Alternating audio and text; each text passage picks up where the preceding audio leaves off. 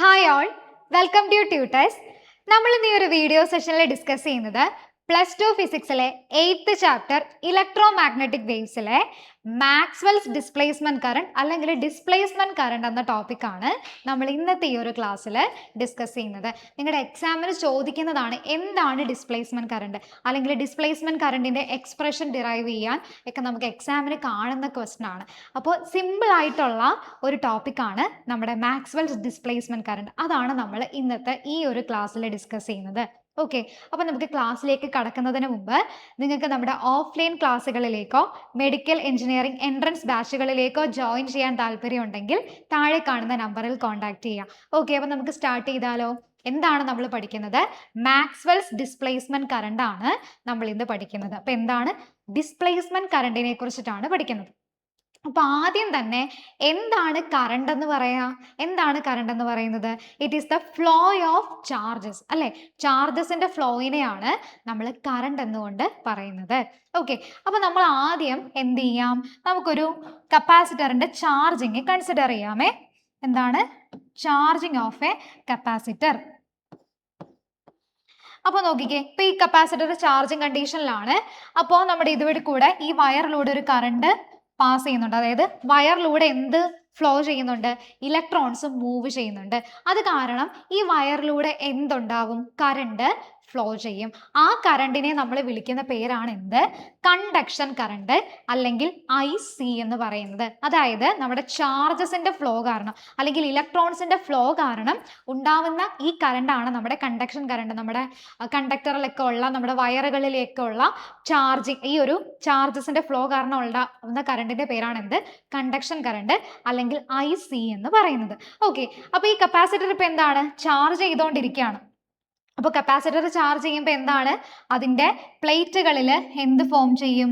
നമ്മുടെ charges accumulated ആവും. Positive ചാർജും നെഗറ്റീവ് ചാർജസും എന്ത് ചെയ്യും?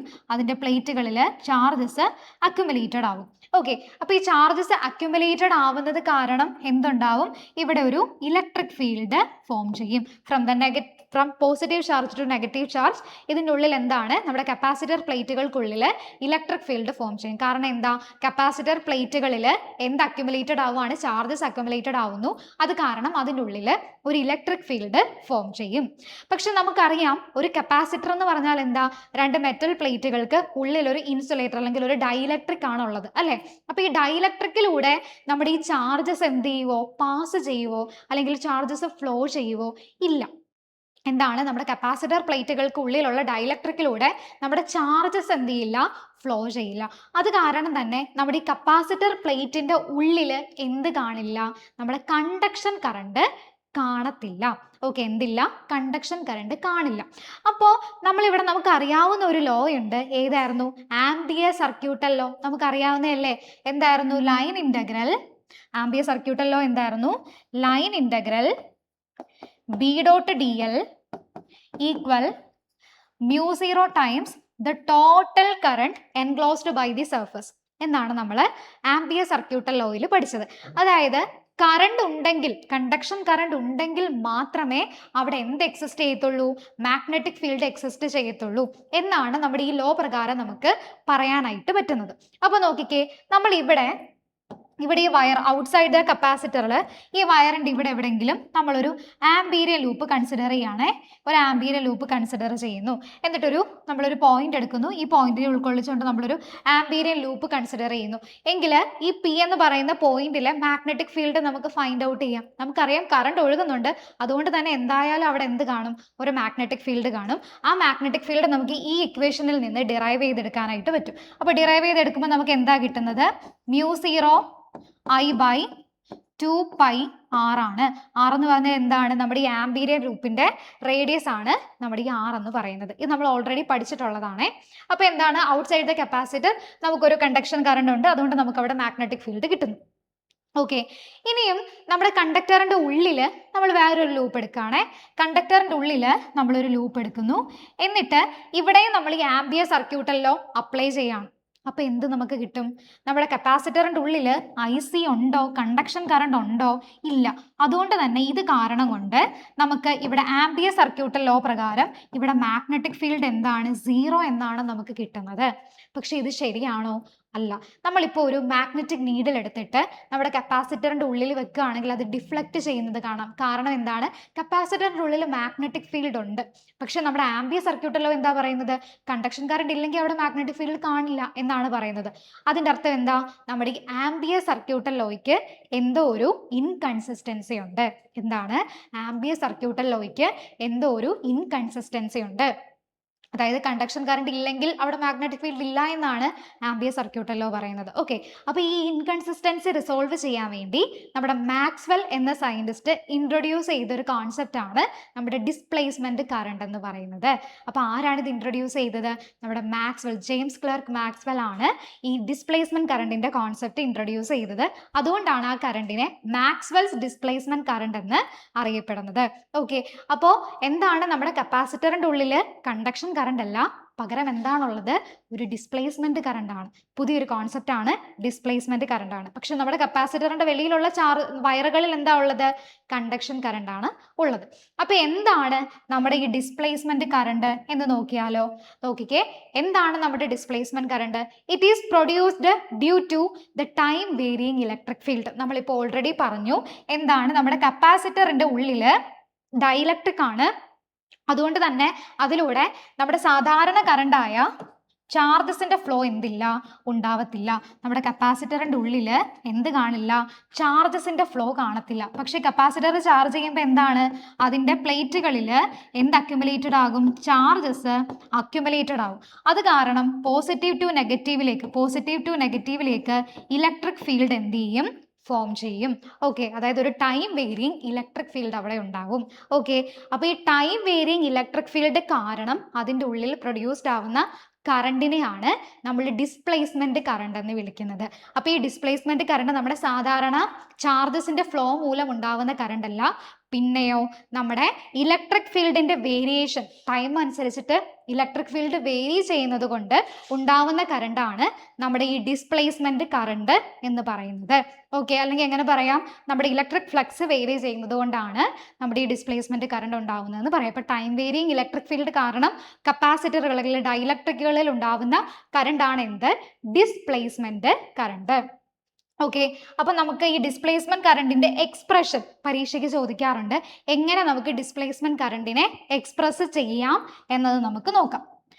അപ്പൊ ഇവിടെ നോക്കിക്കേ, നമ്മളിപ്പോ എന്താ പറഞ്ഞത്? നമ്മള് ഇലക്ട്രിക് ഫീൽഡില് variation, time varying electric field കാരണമാണ് ഡിസ്പ്ലേസ്മെന്റ് കറണ്ട് ഉണ്ടാവുന്നത്. അപ്പൊ ഇലക്ട്രിക് ഫീൽഡ് മാറുമ്പോൾ എന്താ? ഇലക്ട്രിക് ഫ്ലക്സ് മാറുന്നുണ്ടല്ലേ? അപ്പൊ ഇലക്ട്രിക് ഫ്ലക്സിന്റെ ഇക്വേഷൻ നമുക്കറിയാം. എന്തായിരുന്നു? Electric flux is equal to 1/ε0 times the total charge enclosed by the surface അല്ലേ? അതായത് നമുക്ക് ടോട്ടൽ ചാർജ് Q എടുക്കാം ബൈ ε0 എന്ന് എഴുതാം. Phi electric flux is equal to Q by ε0. Okay, നമുക്കിവിടെ the rate of change of flux എടുക്കാം. Rate of change of flux എന്ന് പറയുമ്പോൾ നമുക്ക് എങ്ങനെ കാണിക്കാം? d phi E by dt എന്ന് പറയുന്നത് d by dt of Q by ε0 ആണ്. ഇനി ഇവിടെ നോക്കിക്കേ, ε0 ടൈം അനുസരിച്ചിട്ട് മാറുന്ന ഒരു ക്വാണ്ടിറ്റി ആണോ? അല്ല. അതെന്താണ്? പെർമിറ്റിവിറ്റി ഓഫ് ഫ്രീ സ്പേസ് ആണ്. അത് സമയം അനുസരിച്ചിട്ട് മാറുന്നതല്ലല്ലോ. അപ്പൊ ε0 എന്താണ്? കോൺസ്റ്റന്റ് ആണ്. അപ്പൊ നമുക്ക് എന്ത് ചെയ്യാം? ε0നെ ഡെറിവേറ്റീവിന്റെ വെളിയിൽ എടുക്കാം. അപ്പൊ എങ്ങനെ എഴുതാം?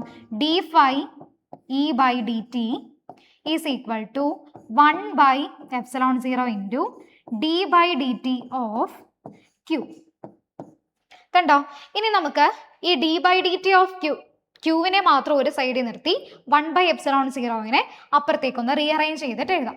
നോക്കിക്കേ, നമ്മളിവിടെ dq by dt is equal to ഈ ε0 ഇവിടുന്ന് ഇങ്ങോട്ടേക്ക് വരുമ്പോൾ എന്താകും?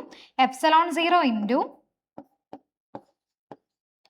d phi E by dt എന്ന് വരും. ഇനി ഇത് നോക്കിക്കേ, dq ബൈ dt എന്ന് പറഞ്ഞാൽ എന്താ? Rate of flow of charge ആണല്ലേ? എന്താണ് dq by dt? Rate of flow of charge. എന്താണ് ഈ rate of flow of charge എന്ന് പറഞ്ഞാൽ? അതൊരു കറണ്ട് ആണ് അല്ലെ. അപ്പൊ ഇലക്ട്രിക് ഫ്ലക്സിലെ ടൈം വേരിയിങ് ഇലക്ട്രിക് ഫ്ലക്സ് കാരണം ഉണ്ടാവുന്ന കറണ്ടിന്റെ പേരെന്താ? ഡിസ്പ്ലേസ്മെന്റ് കറണ്ട് ആണ്. അപ്പൊ ഈ കറണ്ടിനെ നമുക്ക് എന്തെന്ന് വിളിക്കാം? ഡിസ്പ്ലേസ്മെന്റ് കറണ്ട് അല്ലെങ്കിൽ ID എന്ന് വിളിക്കാം. എന്താണ് ID എന്ന് പറഞ്ഞാൽ എന്താ? ഡിസ്പ്ലേസ്മെന്റ് കറണ്ട് ആണ്. അപ്പൊ ഈ ഡിസ്പ്ലേസ്മെന്റ് കറണ്ടിന്റെ എക്സ്പ്രഷൻ നമ്മളിപ്പോ കണ്ടുപിടിച്ചു. എന്താണ് displacement current? ε0 d phi E by dt. എന്താണ് ε0? നമ്മുടെ പെർമിറ്റിവിറ്റി ഓഫ് ഫ്രീ സ്പേസ് ആണ്. എന്താണ് d phi E by dt? Rate of change of electric flux ആണ്. അപ്പൊ നമ്മുടെ എന്തിന്റെ എക്സ്പ്രഷൻ ആണ് നമ്മളിപ്പോ ഫൈൻഡ് ഔട്ട് ചെയ്തത്? നമ്മുടെ displacement current, time varying electric field കാരണം ഉണ്ടാവുന്ന ഡിസ്പ്ലേസ്മെന്റ് കറണ്ടിന്റെ എക്സ്പ്രഷൻ ആണ് ID is equal to ε0 d phi E by dt എന്ന് പറയുന്നത്. അപ്പൊ എന്താണ് displacement current? Time varying electric field കാരണം ഉണ്ടാവുന്ന കറണ്ട് ആണ് ഡിസ്പ്ലേസ്മെന്റ് കറണ്ട് എന്ന് പറയുന്നത്. ഓക്കെ, അപ്പോ നമുക്കിവിടെ നമുക്കറിയാം ഒരു കപ്പാസിറ്ററിന്റെ പ്ലേറ്റുകൾക്കുള്ളിൽ ഉണ്ടാവുന്ന കറണ്ട് ആണ് നമ്മുടെ ഡിസ്പ്ലേസ്മെന്റ് കറണ്ട് എന്ന് നമ്മളിപ്പോൾ പറഞ്ഞു. അപ്പൊ ഈ കപ്പാസിറ്ററിന്റെ വെളിയിൽ എന്തുണ്ട്? നമ്മുടെ കണ്ടക്ഷൻ കറണ്ട് ഉണ്ട്. ഉള്ളിൽ എന്തുണ്ട്? ഡിസ്പ്ലേസ്മെന്റ് കറണ്ട് ഉണ്ട്. എങ്കിൽ ടോട്ടൽ കറണ്ട് എന്ന് പറയുന്നത് എങ്ങനെ എഴുതാം? Total current I is equal to conduction current plus displacement current എന്ന് നമുക്ക് എഴുതാലോ. ടോട്ടൽ കറണ്ട് എന്ന് പറഞ്ഞാൽ എന്താണ്? Conduction current plus displacement current ആണ്. കപ്പാസിറ്ററിന്റെ ഔട്ട് സൈഡിൽ എന്തില്ല? നമ്മുടെ ഡിസ്പ്ലേസ്മെന്റ് കറണ്ട് ഇല്ല, അവിടെ കണ്ടക്ഷൻ കറണ്ട് മാത്രമേ ഉള്ളൂ. ഇനി കപ്പാസിറ്ററിന്റെ ഉള്ളിലാണെങ്കിലോ അവിടെ കണ്ടക്ഷൻ കറണ്ട് ഇല്ല, ഡിസ്പ്ലേസ്മെന്റ് കറണ്ട് മാത്രമേ ഉള്ളൂ. അപ്പൊ ടോട്ടൽ കറണ്ട് എന്ന് പറഞ്ഞാൽ എന്താണ്? IC പ്ലസ് ID ആണ്. IC എന്താണ്? Conduction current. ID എന്താണ്? Displacement current. ഇനിയും എക്സാമിന് ചോദിക്കാറുള്ള വേറൊരെണ്ണമാണ് ആംപിയർ മാക്സ്വെൽസ് ലോ എന്ന് പറയുന്നത്. അതായത് ആംപിയർ സർക്യൂട്ടൽ തിയറം നമ്മൾ പറഞ്ഞില്ലേ, line integral B.dl equal μ0I എന്ന് പറഞ്ഞില്ലേ, അതിനെ മോഡിഫൈ ചെയ്തിട്ട് അല്ലെങ്കിൽ മോഡിഫൈഡ് ആംപിയേഴ്സ് ലോ എന്നും പറയാറുണ്ട് കേട്ടോ. മോഡിഫൈഡ് ആംപിയേഴ്സ് ലോ എന്നും പറയാറുണ്ട്, അല്ലെങ്കിൽ ആംപിയർ മാക്സ്വെൽ ലോ എന്നും പറയാറുണ്ട്. അപ്പൊ എന്തായിരുന്നു നമ്മുടെ ആംപിയർ സർക്യൂട്ടൽ ലോ? ഓർക്കുന്നുണ്ടോ? എന്തായിരുന്നു? Line integral B.dl equal μ0I ആയിരുന്നു. പക്ഷേ ഈ ഇക്വേഷൻ, ഈ ഒരു ഫോമുലയ്ക്ക് ഒരു ഇൻകൺസിസ്റ്റൻസി ഉണ്ടെന്ന് പറഞ്ഞു മാക്സ്വെൽ അതിനെ കറക്റ്റ് ചെയ്തിട്ട് ഒരു ഡിസ്പ്ലേസ്മെന്റ് കറണ്ട് എന്നൊരു ടേമും കൂടെ ആഡ് ചെയ്തു. അപ്പൊ മാക്സ്വെൽ എന്ത് പറഞ്ഞു? ഇവിടെ ഈ കറണ്ട് എന്ന് പറയുന്നത് എന്താണ്? നമ്മുടെ കണ്ടക്ഷൻ കറണ്ടിന്റെയും ഡിസ്പ്ലേസ്മെന്റ് കറണ്ടിന്റെയും സമ്മായ ടോട്ടൽ കറണ്ട് വേണം ഇവിടെ എഴുതാൻ, അല്ലാണ്ട് കണ്ടക്ഷൻ കറണ്ട് അല്ല എഴുതേണ്ടതെന്ന് മാക്സ്വെൽ പറഞ്ഞു. അപ്പൊ ഇതായിരുന്നു നമ്മുടെ ആംപിയർ സർക്യൂട്ടൽ ലോ എന്ന് പറഞ്ഞാൽ ഇതാണ്. പക്ഷേ മോഡിഫൈഡ് ആംപിയർ സർക്യൂട്ടൽ ലോ അല്ലെങ്കിൽ ആംപിയർ മാക്സ്വെൽ ലോ എന്ന് പറഞ്ഞു കഴിഞ്ഞാൽ നമ്മുടെ ഈ ഐക്ക് പകരം I എന്താണ്? ടോട്ടൽ കറണ്ട് ആണ്. അപ്പൊ നമ്മൾ ഈ ഐക്ക് പകരം ടോട്ടൽ കറണ്ട് എന്താണെന്നാണ് നമ്മൾ പഠിച്ചത്? IC പ്ലസ് ID ആണ്. അപ്പൊ ഇവിടെ ഐക്ക് പകരം നമ്മൾ എന്ത് എഴുതണം? IC പ്ലസ് ID എന്ന് എഴുതണം. IC plus ID. ഇനി നോക്കിക്കേ, ഇവിടെ ലൈൻ ഇന്റഗ്രൽ B.dl ഈക്വൽ എങ്ങനെ എഴുതാം? μ0IC പ്ലസ് μ0ID ആണല്ലോ. എന്താണ് ID എന്ന് പറയുന്നത്? ID നമ്മൾ ഓൾറെഡി നേരത്തെ കണ്ടുപിടിച്ച് വെച്ചിട്ടുണ്ട്. ID എന്ന് പറയുന്നത് ε0 d phi E by dt ആണ്. എങ്കിൽ ഇവിടെ ഒന്ന് സബ്സ്റ്റിറ്റ്യൂട്ട് ചെയ്യുമ്പോൾ നമുക്ക് എന്ത് വരും? Line integral B.dl equal μ0IC plus μ0 ε0 d phi E by dt. കണ്ടോ? ഇതാണ് നമ്മുടെ ആംപിയർ മാക്സ്വെൽ ലോ എന്ന് പറയുന്നത്, അല്ലെങ്കിൽ മോഡിഫൈഡ് ആംപിയേഴ്സ് സർക്യൂട്ടൽ ലോ എന്ന് പറയുന്നതാണിത്. ഏത്? Line integral B.dl equal μ0IC plus μ0 ε0 d phi E by dt. എന്താണ് IC? കണ്ടക്ഷൻ കറണ്ട് ആണ്. ε0 d phi by dt എന്താണ്? നമ്മുടെ ഡിസ്പ്ലേസ്മെന്റ് കറണ്ട് ആണ്. ഓക്കെ ആണോ? ക്ലിയർ ആണോ? അപ്പൊ നമ്മുടെ ആംപിയർ മാക്സ്വെൽ ലോ എഴുതാൻ പറഞ്ഞു കഴിഞ്ഞാൽ ഇതാണ് നമ്മൾ ഇവിടെ എഴുതേണ്ടത്. ഓക്കെ ആണോ? ക്ലിയർ ആണോ? അപ്പോൾ ഇന്നത്തെ ഈ ഒരു ടോപ്പിക്കിൽ നമ്മൾ എന്തൊക്കെയാണ് ഡിസ്കസ് ചെയ്തത്? നമ്മൾ ഡിസ്പ്ലേസ്മെന്റ് കറണ്ട് എന്താണെന്നാണ് പറഞ്ഞത്. എന്താണ് സാധാരണ കറണ്ട് പോലെ, നമ്മുടെ കണ്ടക്ഷൻ കറണ്ട് പോലെ നമ്മുടെ ചാർജസിന്റെ ഫ്ലോ മൂലം ഉണ്ടാവുന്ന ഒരു കറണ്ട് അല്ല നമ്മുടെ ഡിസ്പ്ലേസ്മെന്റ് കറണ്ട്. പിന്നെയോ നമ്മുടെ ടൈം വേരിയിങ് ആയിട്ടുള്ള ഇലക്ട്രിക് ഫീൽഡ് കാരണം നമ്മുടെ ഡൈഇലക്ട്രിക്കിലൊക്കെ ഉണ്ടാവുന്ന കറണ്ട് ആണ് ഏതെന്ന് പറയാം, നമ്മുടെ ഡിസ്പ്ലേസ്മെന്റ് കറണ്ട് എന്ന് പറയുന്നത്. ഈ കോൺസെപ്റ്റ് ഇൻട്രൊഡ്യൂസ് ചെയ്തത് ആരാണ്? മാക്സ്വെൽ ആണ്. അതുകൊണ്ടാണ് ഈ കറണ്ടിനെ മാക്സ്വെൽസ് ഡിസ്പ്ലേസ്മെന്റ് കറണ്ട് എന്ന് നമ്മൾ പറയുന്നത്. ഇതിന്റെ ഒരു എക്സ്പ്രഷൻ നമ്മൾ കണ്ടുപിടിച്ചു. എന്തായിരുന്നു? I D is equal to epsilon 0 D phi E by D T ആണ്. ഇനി ഇത് ഉപയോഗിച്ച് നമ്മൾ നമ്മുടെ ആംബിയർ സർക്യൂട്ടിൽ ഒന്ന് മോഡിഫൈ ചെയ്തിട്ട് എഴുതി. എന്തായിരുന്നു അത്? Line integral B dot D L equal mu 0 I C plus mu 0 I D. അല്ലെങ്കിൽ എങ്ങനെ എഴുതും? Line integral B dot D L equal mu 0 I C plus mu 0 epsilon 0 D phi E by D T. Okay, അപ്പോൾ ഇത്രയാണ് നമ്മൾ ഇന്നത്തെ ഈ ഒരു ക്ലാസ്സിൽ ഡിസ്കസ് ചെയ്തത്.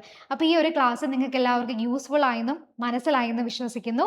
നിങ്ങൾക്ക് നമ്മുടെ ക്ലാസ് ഇഷ്ടപ്പെട്ടിട്ടുണ്ടെങ്കിൽ നിങ്ങളുടെ ഫ്രണ്ട്സ് ഒക്കെ ആയിട്ടൊന്ന് ഷെയർ ചെയ്യുക, നമ്മുടെ ചാനൽ ഒന്ന് സബ്സ്ക്രൈബ് ചെയ്യുക. ഇനി മറ്റൊരു ഇൻഫോർമേറ്റീവ് വീഡിയോ ആയിട്ട് നമുക്ക് കാണാം.